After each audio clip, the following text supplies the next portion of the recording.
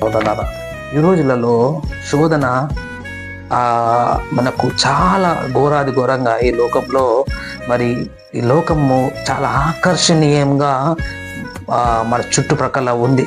మరి సైతాను ఎన్నో విధాలుగా ఈ యొక్క మాస్ మీడియా కావచ్చు, మొబైల్స్ కావచ్చు, సినిమాలు కావచ్చు, ఎన్నో విధాలుగా మనిషి శోధింపబడుతున్నారు. శోధనకు లోనైపోయి మరి పాపము కట్టుకొనొచ్చు దేవుని యొక్క అనుగ్రహమును కోల్పోతున్నాడు.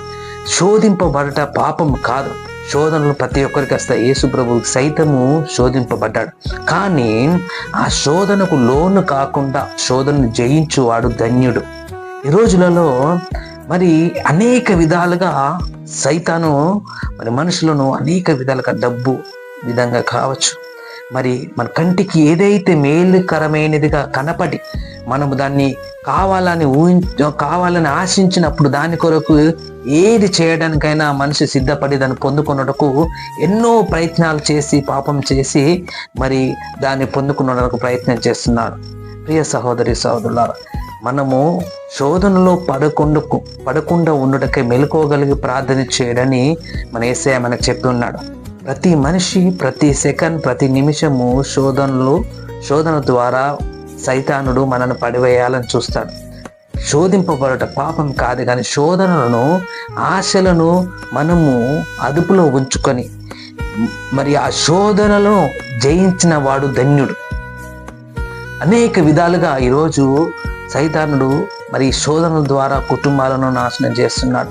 కుటుంబ వ్యవస్థ నాశనం అయిపోతుంది. పిల్లలు తల్లిదండ్రుల మాట వినట్లేదు.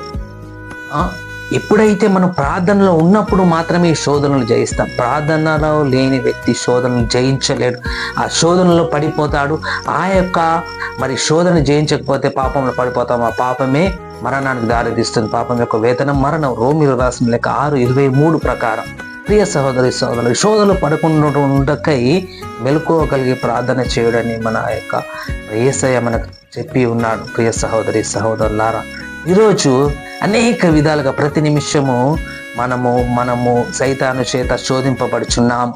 ఈ యొక్క లోక వ్యవస్థ ఈ రోజులలో మరీ ఘోరాతి ఘోరంగా అనువున ఈ లోక ఆ ప్రపంచ పోకడలు మరి ఘోరాది ఘోరంగా మనల్ని పాపానికి ఈడ్చుచున్నాయి.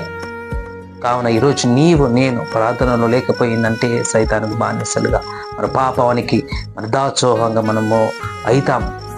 ప్రియ సహోదరు, ప్రతి నిమిషం మెలకువగలిగి ప్రార్థన చేసి శోధనలు జయించి మరి ఆ దేవుడు మనకు వసుగానే ఆ యొక్క జీవ కిరీటాన్ని పొందుకున్నటకు నేను సిద్ధంగా ఉందాం. Praise the lord. దేవుడు నిన్ను నన్ను